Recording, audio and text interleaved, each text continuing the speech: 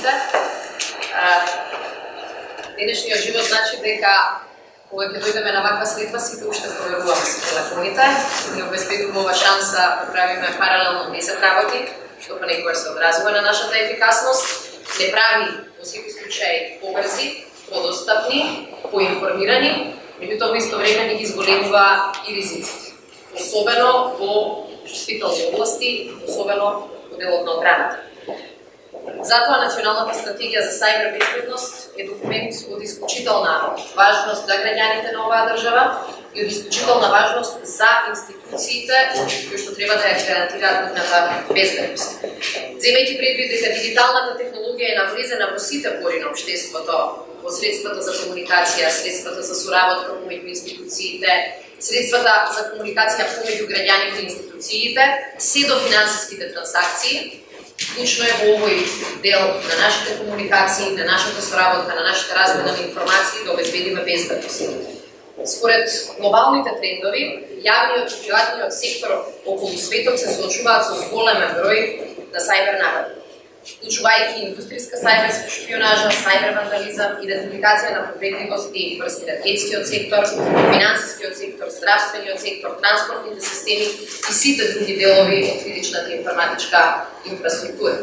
Токму поради тоа, во најголемиот дел на НАТО земјите членки, проценката е дека опасностите од сајбер закани, сајбер опасностите се далеку поизразени отколку опасноста од нуклеарна војна, дури пред договорот помеѓу Соединетите американски држави и Кореја. При тоа може да се очекува различен пристап во нападите кои што се насочени кон критичната инфраструктура, од предизвикување на непосредни прекини во функционирањето на делови од критичната инфраструктура па до целосно блокирање на овие системи.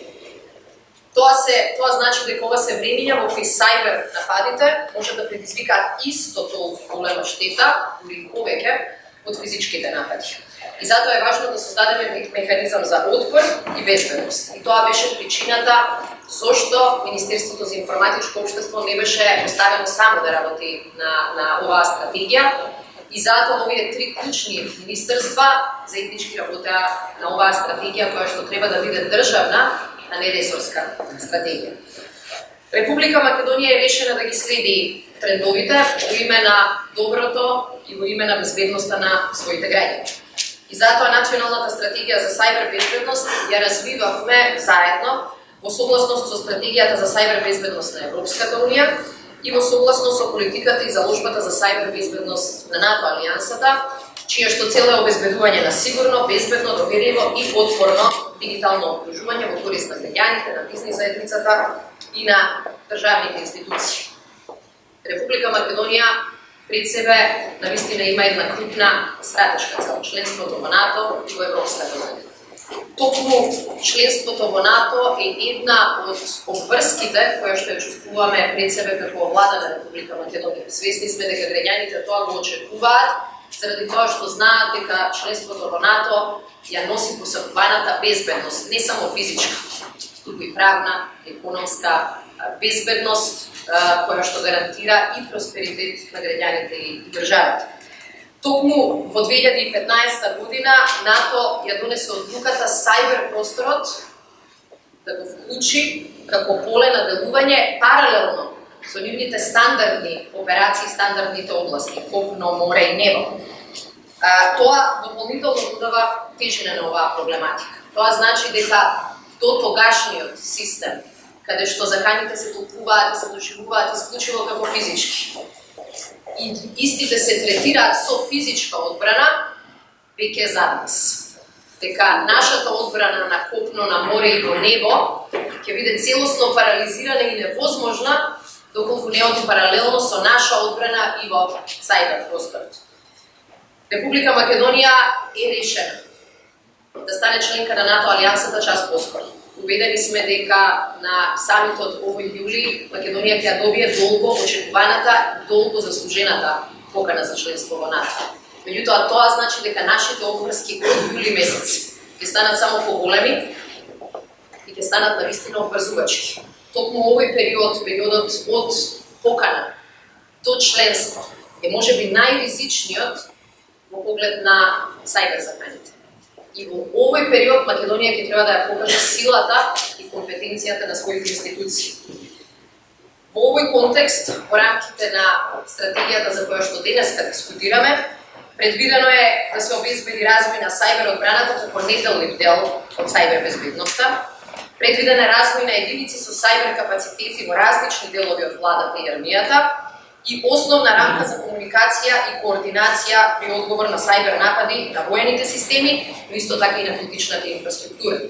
Исто така, во стратегијата предвидуваме дефинирање на сите потреби, чија што цел е развој на сајбер одбрана, вклучувајќи го јавниот и приватниот сектор, следење на најновите сајбер закани и развој на политика на одбрана во согласност со нашите безбедносни цели, како и воспоставување на тренинг програми и кампањи за развој на свеста кон сајбер заканите.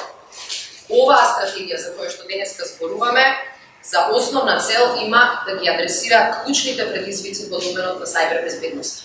Но оваа стратегија нема да функционира како изолиран основ. Напротив, она што е квалитетно е што паралелно со стратегијата за сајбер безбедност во армијата го развиваме стратешкиот одбранбен преглед. И практично реформите кои што ќе се случуваат во армијата на Република Македонија ќе ги рефлектираат и овие промени во целиот безбедносен концепт. И не случајно структурата на нашите воени сили ќе претрпе промена и акцентот ќе биде ставен на развој на нови капацитети кои што ќе бидат прилагодени на новите закани.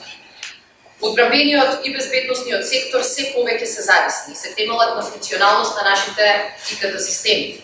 Ранливост на новите технологии и опасност од нивно нарушување или уништување ги зголемува ризиците од негативно влијание врз основните одбранбени и безбедносни способности и исполнување на критериумите за членство во НАТО и во Европската унија. Како држава, и тука колегата Манчевски дискутираше, се соочуваме и во делот на одбраната со недостиг на доволен број на човечки капацитети, знаење и искуство.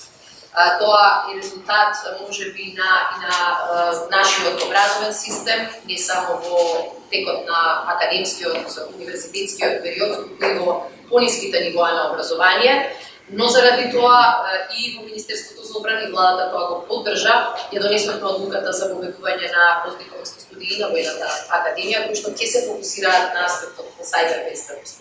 Тоа не гарантира дека денеска, утре или задутре ќе имаме неопходните капацитети, но тоа покажува дека државата се подготвува за идните предизвици. Благодарејќи на одлуката на НАТО пред неколку месеци Македонија да стане член и дел од така наречената ДИП програма, која што ги подобрува капацитетите во военото образование, нашите промени и реформи во Воената академија ќе ги рефлектираат на вистина искуствата на земјите членки на НАТО и во делот на сајбер безбедност.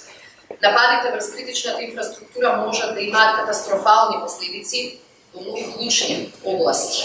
И затоа во сите овие области мора да имаме систем на одбрана кој што ќе биде координиран, кој што ќе следи истата логика и кој што ќе гарантира капацитети технички и кадровски, дека е подготвен да се справува со овие нови предизвици. Сето ова ни говори за тежината на предизвикот кој сајбер безбедноста ја наметнува. Наш императив е во рамките на оваа стратегија синхронизирано како институции да се движиме напред, да обезбедиме безбеден сајбер простор кој ќе ни овозможи да ги уживаме бенефитите на дигиталните технологии, но и да се заштитиме од опасностите кои има со секоја технологија во историјата на човештвото. Сакам да честитам на тимовите од сите министерства, да се заблагодарам на поддршката која што имавме и од институциите меѓународни, меѓутоа и онаа поддршка која што ја добивавме од приватниот сектор. Обединети сме сите во желбата членството во НАТО да се случи час поскоро, во Македонија исто така што е можно побрзо да ги почне преговорите со Европската унија. Но овој процес ќе донесе и нови опрски. Денешната стратегија е доказ дека Македонија знае како да се носи со новите опрски и во тоа име сакам да честитам на сите што тоа покажат. Благодарам.